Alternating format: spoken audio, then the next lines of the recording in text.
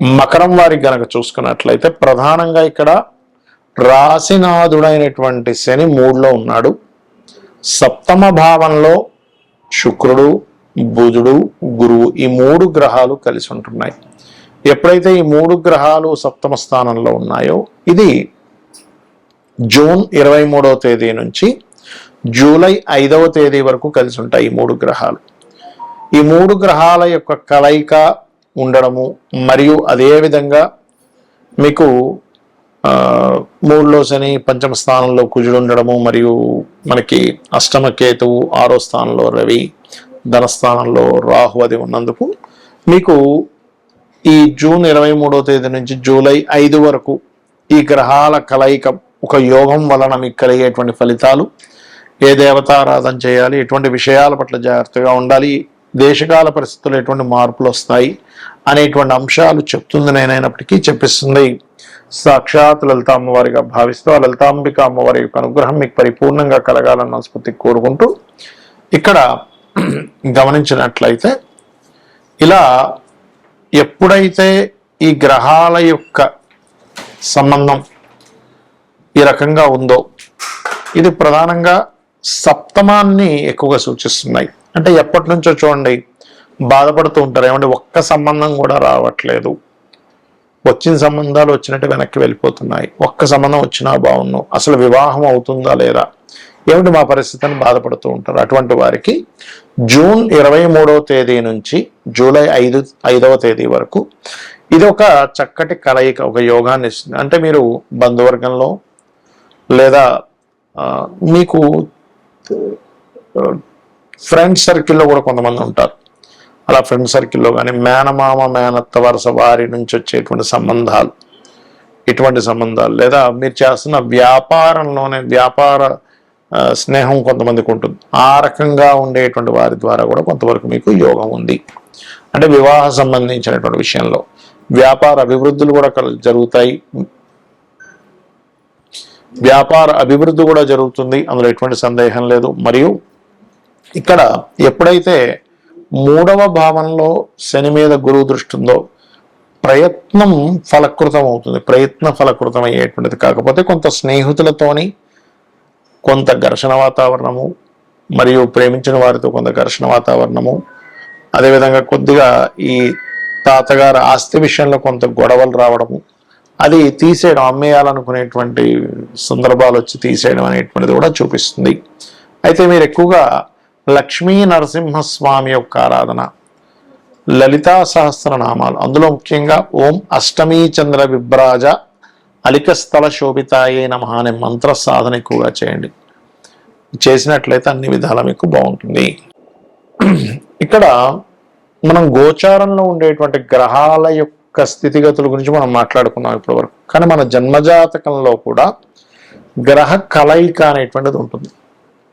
అవి ఎన్ని రకాలుగా ఉంటుంది అంటే మనకి ఒక గ్రహం ఒక రాశిలో ఉన్నప్పుడు రాశినాథుడిని గ్రహాన్ని కూడా చూసుకోవాలంటే ఈ రాశినాథుడు ఈ గ్రహం ఈ రెండు కలిపినటువంటి ఒక యోగం ఏర్పడింది.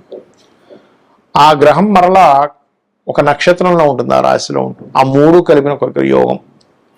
అలా కాకుండా ఇంకో గ్రహంతో కలిసి ఉంది అనుకోండి, అప్పుడు ఆ 4 కలిసిన యోగం, అంటే రాశి నక్షత్రము ఇంకో గ్రహంతో. అలా కాకుండా మనకి 2 గ్రహాలు 3 గ్రహాలతో కూడా కలిసి ఉంటాయి. అష్టగ్రహ కూటమిలో కూడా పుట్టిన వాళ్ళు ఉంటారు.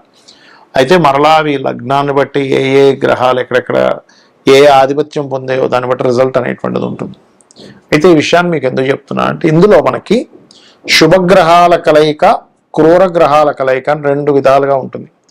అందులో సహజ శుభగ్రహాలు కలయిక, మీ లగ్నానికి యోగకారకుల యొక్క కలయిక అని ఉంటుంది. మరలా అంటే ఇప్పుడు 2 వ్యక్తులు కలిశారు, ఆ 2 వ్యక్తులు బాగా క్రైమ్ చేసే పీపుల్ అనుకోండి, ఇంకో కొత్త క్రైమ్ చేయడానికి ఎక్కువ ఆస్కారం ఉంటుంది.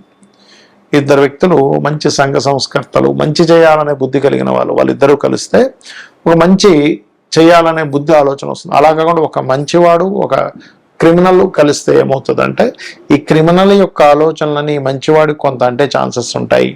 ఈ మంచి ఆలోచనతో ఉన్నటువంటి వ్యక్తి యొక్క స్వభావం కొంత క్రిమినల్కి ఆలోచింపచేసేలాగా ఉంటుంది. అలాగే గ్రహాలు కూడా ఏంటంటే మీకు ముఖ్యంగా ఈ క్రూర గ్రహాలు అంటాం. అంటే ఏమిటి అవి? రాహువు, రవి, కుజుడు, కేతువు నీచంలో ఉండేటువంటి గ్రహాలు. ఈ గ్రహాలు ఎప్పుడైనా సరే మీ జన్మజాతకంలో మీకు 3వ భావంలోని 6వ భావంలోని 10వ భావంలో ఉంటే చాలా మంచిది, లాభభావంలో కూడా చాలా మంచిది. అంటే ఇక్కడ నేను మీకు ఈ విషయాన్ని ఎందుకు షేర్ చేస్తున్నానంటే ఈ గ్రహాల యొక్క కలయిక కొన్ని స్థానాల్లో మంచి ఫలితాలు ఇస్తుంది. అదేవిధంగా శుభగ్రహాలు అంటే గురువు, శుక్రుడు, బుధుడు, పూర్ణచంద్రుడు ఇవేవైతే ఉంటాయో ఈ గురు, శుక్ర, బుధ, పూర్ణచంద్రుడు అనేటువంటి గ్రహాలు లగ్నంలో కానీ అంటే లగ్నంలో ఉంటే స్వభావం, చక్కటి స్వభావాన్ని, ధనభావంలో ఉంటే ధనానికి ఎక్కడ ఇబ్బంది లేకుండా కలిగించడము, మరియు అదేవిధంగా మీకు చతుర్థంలో ఉంటే మంచి గృహయోగాన్ని, పంచమంలో ఉంటే మంచి విద్యాయోగాన్ని, మరియు చతుర్థంలో ఉంటే విద్యాయోగము, గృహయోగము, పంచమంలో ఉంటే సంతాన యోగాన్ని, మంత్రయోగాన్ని ఇస్తూ, సప్తమంలో ఉంటే మంచి జీవిత భాగస్వామిని, మరియు అష్టమంలో ఉంటే తాతగారు ఆస్తి సంబంధించిన విషయాల్లో అనుకూలత, 9లో ఉంటే మంచి గురువుని ఇలా ఇస్తూ ఉంటుంది, 12లో ఉంటే మంచి జీవిత భాగస్వామి, మంచి తండ్రి నుంచి ఆస్తి రావడం ఇలా ఇస్తూ ఉంటుంది. అయితే ఇక్కడ మనం అర్థం చేసుకోవాల్సింది ఆ గ్రహాలు నీచంలో ఉచ్చంలో కూడా ఉంటాయి, ఒక్కోసారి శుభగ్రహమైనా కూడా అది మనం చూసుకోవాలి. ఇక ఈ యొక్క గ్రహాలు రివర్స్లో ఉన్నాయనుకోండి, అదే ఉదాహరణకి పాపగ్రహాలు శుభస్థానాల్లో ఉన్నాయి, 2లో ఉన్నాయి, గొడవలు కుటుంబ సభ్యులతో, 4లో ఉంది ఏదైనా ప్రాపర్టీ తీసుకుంటే గొడవ, 5లో ఉండి సంతానంతో, ఫ్రెండ్స్తోనే ప్రేమించిన వారితో గొడవలు, 12లో ఉన్నాయి అనవసరమైన వ్యసనాలు. ఇలా ఒక్కొక్క గ్రహం యొక్క ఫలితము పలానా రాసుల్లో ఉన్నప్పుడు, పలానా భావాల్లో ఉన్నప్పుడు మారిపోతూ ఉంటుంది.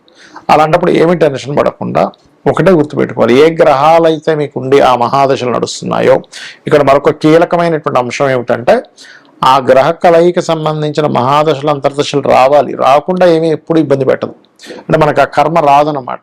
ఇక్కడ గ్రహం ఇబ్బంది పెట్టడం కాదు, మనకు ఆ కర్మ ఆ రూపంలో మంచి కానీ చెడు కానీ వస్తుందని అర్థం. ఆ మహాదశలు, అంతర్దశలు వచ్చినప్పుడు మాత్రమే మీరు దాన్ని అర్థం చేసుకోవాలి, ఆలోచించాలి, దానికి సంబంధించిన రెమెడీ చేసుకోవాలి. అంటే దానం ఇవ్వడము, ఆ మంత్ర సాధన చేయడం చేస్తూ ఉండాలి. సో అయితే ఈ గ్రహాలు ముఖ్యంగా మనకి 3 గ్రహాలు గోచారంలో కలిసినందుకు దేశకాల పరిస్థితుల్లో కూడా అనేకమైన మార్పులు వస్తాయి.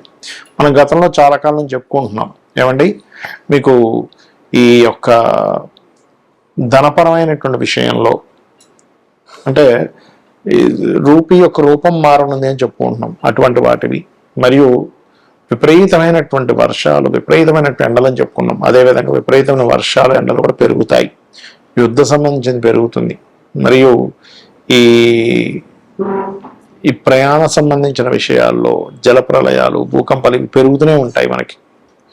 కాబట్టి ఈ నదీ స్నానాలకు వెళ్ళినటువంటి వారు, ఈ నదుల దగ్గర, సముద్రాల దగ్గర అంటే నీటికి దగ్గరగా నివసించేటువంటి వారు చాలా కేర్గా ఉండాలి ఇప్పుడు ఉండేటువంటి కండిషన్స్ వల్ల.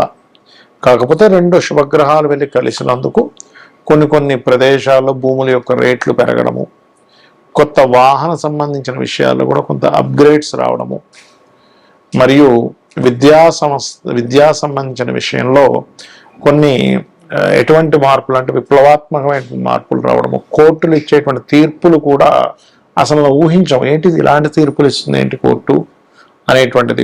కొన్ని సెక్షన్స్ని జనాలకు ఉపయోగపడేటువంటి కొన్ని సెక్షన్స్ ఉంటాయి. అంటే ఏంటి, రిజర్వేషన్స్ క్యాన్సిల్ అనుకోండి, ఇలాంటి హై లెవెల్లో అసలు ఎవరు డేర్ చేయలేనటువంటివి గవర్నమెంట్లు తీసుకురావడం కూడా మనకి జరుగుతుంది ఈ యొక్క గ్రహ కలయికల మూలంగా. శ్రీమాత్రే నమః.